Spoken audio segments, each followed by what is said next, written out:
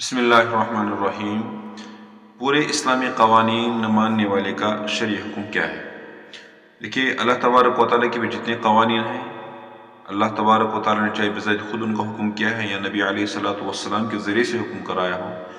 تو جتنے بھی احکامات ہیں، جتنے بھی قوانین ہیں، ان سب قوانین کا ایک انسان کے اوپر نافذ ہونا ضروری چیز ہے، تبھی جا کر وہ پورا مومن ہوگا، پورا اللہ تعالیٰ اور اللہ کے نبی صلی اللہ علیہ وسلم کو ماننے والا ہوگا۔ اب سوال یہاں پر ہے کہ جو انسان ان سب قوانین کو ماننے والا نہ ہو تو اس کا کیا حکم ہے؟ اس میں کیونکہ دو تین باتیں قابل غور ہیں، دو تین باتیں ایسی ہیں جو بیان کرنی، پھر جا کر اس کا مکمل جواب دیا جا سکتا ہے۔ سب سے پہلے اللہ تعالیٰ کی جتنے بھی قوانین ہیں، اللہ تعالیٰ کے جتنے بھی مثلا نماز کا حکم ہے، روزوں کا حکم ہے، زکوٰۃ کا حکم ہے، یہ سب اللہ تبارک و تعالیٰ کے قوانین ہیں۔ اسی طرح سے سود سے روکا گیا ہے، زنا خوری سے روکا گیا ہے، چغل خوری سے روکا گیا ہے، وہ گانے بجانے سے روکا گیا ہے، شراب پینے سے روکا گیا ہے۔ تو یہ سب چیزیں جو ہے اللہ تعالیٰ کی قوانین میں ہیں۔ اب جو کہ ان قوانین کو ایک انسان اپنے اوپر اپلائی نہیں کر رہا ہے، تو اس کی دو وجہ ہو سکتی ہے، اس کی دو ریزن ہو سکتی ہے۔ نمبر ایک انسان دل و جان سے اللہ تبارک و تعالیٰ کے قانون کو قانون مانتا ہے، جس قانون کو اللہ تبارک و تعالیٰ نے حلال قرار دیا ہو اس کو حلال مانتا ہو، جس چیز کو حرام قرار دیا ہو اسے حرام مانتا ہو، جس چیز کو جائز قرار دیا ہو اسے جائز مانتا ہو، جسے ناجائز قرار دیا ہو اسے ناجائز مانتا ہو۔ لیکن پھر کسی حالات کے اعتبار سے یا اپنی کوتاہی کے اعتبار سے، کوئی بھی وجہ ہو، کسی بھی وجہ کے اعتبار سے پھر اس کا اپنے اوپر اپلائی نہیں کر سکتا ہے، تو اس انسان کو ہم مسلمان کہیں گے، اور یہ انسان جو کہ گنہگار تو اس کو کہیں گے، لیکن اسے کافر یا فاسق ایسا نہیں کہہ سکتے، کیونکہ یہ اپنے دل سے، اپنی جان سے ان سب احکامات کو بالکل ہو بہو اسی طریقے سے مان رہا ہے جس طرح سے اللہ تعالیٰ نے ان کو نافذ کیا ہے، نازل کیا ہے، لیکن کسی حالات کے اعتبار سے یا مجبوری کے اعتبار سے یا اپنی کوتاہی کی بنا پر یا شیطانی چالوں کی وجہ سے وہ ان کو اپلائی نہیں کر پا، تو اس کو ہم مجرم کہہ سکتے ہیں۔ اللہ تبارک و تعالیٰ ایسے شخص کو معاف کرنے والا ہے، رب کے سامنے ایسے شخص توبہ کرے گا، اپنے کوتاہیوں پہ، اپنی غلطیوں پہ معافی مانگ کر اللہ تعالیٰ اس کو معاف کر دیں گے۔ یہ تو ایک معاملہ ہے۔ دوسری بات اس میں یہ ہے کہ ایک شخص جو کہ اپنے نفسانی اغراض کی وجہ سے یا اپنے کسی دوسرے مقصد کی وجہ سے یا اپنی جہالت کی بنا پر یا کوئی بھی مقصد ہو، اللہ تبارک و تعالیٰ کے قانون میں تبدیلی کرتا ہے، رد و بدل کرتا ہے، جن چیزوں کو اللہ تبارک و تعالیٰ نے حلال قرار دیا ہے اپنے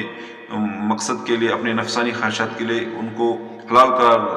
قرار دیتا ہو، اور جن چیز کو اللہ تبارک و تعالیٰ نے حرام قرار دیا ہے تو کوئی شخص اپنے نفسانی اغراض کی بنا پر یا کسی اور بنا پر انہیں حرام قرار دیتا ہو، یا اسی طرح سے اللہ تبارک و تعالیٰ نے جن چیز کو جائز کیا ہے یہ اپنے مقاصد کی وجہ سے انہیں ناجائز قرار دے رہا ہے، یا جن چیزوں کو اللہ تبارک و تعالیٰ نے ناجائز قرار دیا یہ شخص ان چیزوں کو جائز قرار دے رہا ہے۔ یعنی کہ اللہ تعالیٰ کی احکامات میں وہ اپنی منمانی کی وجہ سے، اپنی نفسانی اغراض کی وجہ سے یا اور کسی چیز کی وجہ سے، کوئی بھی ریزن ہو، کسی بھی ریزن کی بنا پر اللہ تعالیٰ کے احکامات کو بدلا رہا ہے۔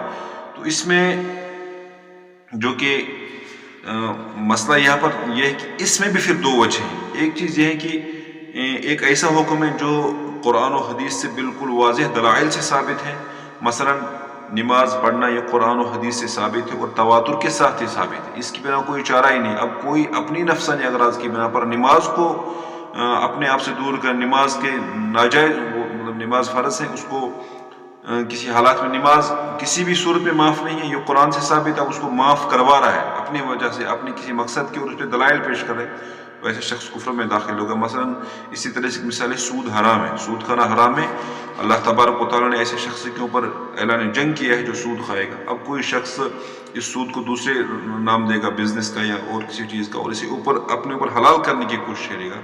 تو ایسا شخص جو کفر میں داخل ہوتا ہے، کیونکہ ایک واضح کلام پاک کی آیت کریمہ کے اور احادیث رسول کا انکار کر رہا ہے، اللہ تعالیٰ کے قوانین کا یہ واضح تو اوپنلی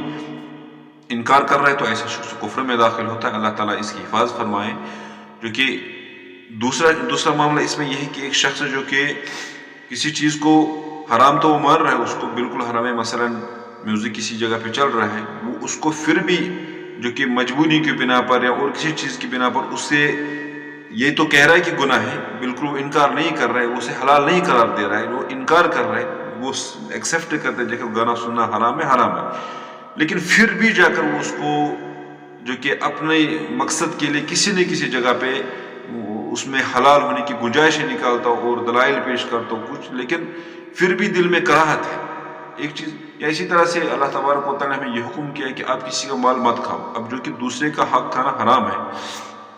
اس میں تو کوئی شک نہیں ہے، لیکن پھر بھی وہ اس چیز کو ایکسیپٹ بھی کر رہا ہے، اس چیز کو قبول بھی کر رہا ہے، وہ اللہ تعالیٰ کی اس احکام کو پھیر تو نہیں رہا ہے، وہ ایک چیز مان رہا ہے کہ دوسرے کا حق کھانا حرام ہے، لیکن پھر بھی جو کہ وہ کوتاہی کی بنا پہ ہیں کہیں گے یا وہ جان بوجھ کے پھر بھی مطلب وہ دوسرے کا حق کھا رہا ہے، لیکن زبان سے اور دل سے وہ اس چیز کو مان رہے کہ دوسرے کا حق کھانا حرام ہے. تو ایسا شخص یہ بھی بہت بڑا گناہ گار ہے اور بڑی جہالت کے اندر گرفتار ہے. تو اس شخص کو توبہ کرنا چاہیے، اللہ تعالیٰ ایسے شخص کو معاف کر سکتے. تو 3 چیزیں یہاں پر نکلی. نمبر 1،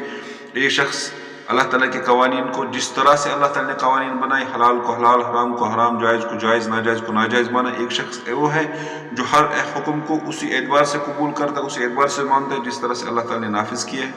یہ نازل کیا ہے. تو ایسا شخص پھر کوتاہی اس کی وجہ سے ہو رہی ہے، اپنے اوپر اپلائی نہیں ہو رہا ہے، تو ایسا شخص جو کہ گنہگار ہے، ایسا شخص اللہ تعالیٰ کے سامنے معافی مانگے گا تو اللہ تعالیٰ معاف کرنے والا ہے. ایک شخص. دوسرا شخص جو بالکل ہی اللہ تعالیٰ کے قوانین کو موڑ رہا ہے، سود حرام ہے، وہ اس کو اپنے دلائل کی بنا پر حرام قرار جو کہ حلال قرار دے رہا ہے. رشوت خوانی حرام ہے، وہ اپنے دلائل کی بنا پر اس کو حلال قرار دے رہا ہے اور پھر اس کو جان بوجھ کے کہہ رہا ہے کہ یہ حلال ہے اور اس کو کھا سکتے ہیں. تو ایسا شخص جو کفر کر رہا ہے، کیونکہ واضح دلائل اللہ تعالیٰ کی کلام آیات کا اور نبی علیہ الصلوۃ والسلام کے احادیث مبارکہ کا انکار کر رہا ہے، تو ایسا شخص کفر کے اندر داخل ہوتا ہے. تیسرا شخص جو سود کو تو حرام مان رہا ہے، جو دوسرے کے حق کو حرام مان رہا ہے، جو نماز چھوڑنا گناہ کبیرہ جان رہا ہے، لیکن پھر بھی وہ کہ جان بوجھ کر پھر بھی وہ کہ اپنے ہیلوں کی وجہ سے چھوڑ بھی رہا ہے اور اقرار بھی کر رہا ہے. تو ایسا شخص بھی بہت بڑی جہالت میں گرفتار ہے. ایسا شخص بھی اللہ تعالیٰ کے سامنے معافی توبہ استغفار کرے گا تو اللہ تعالیٰ ایسے شخص کو بھی معاف کرے گا. یہ کچھ ضروری باتیں تھیں اس معاملے میں کہ اللہ تعالیٰ کے جو کہ پورے احکامات ہیں، پورے قوانین ہیں، ان کو نہ ماننے والے کا حکم کیا ہے. تو اس میں یہ باتیں تھیں جو میں نے عرض کی. اللہ تعالیٰ سمجھنے کی توفیق عطا فرمائے.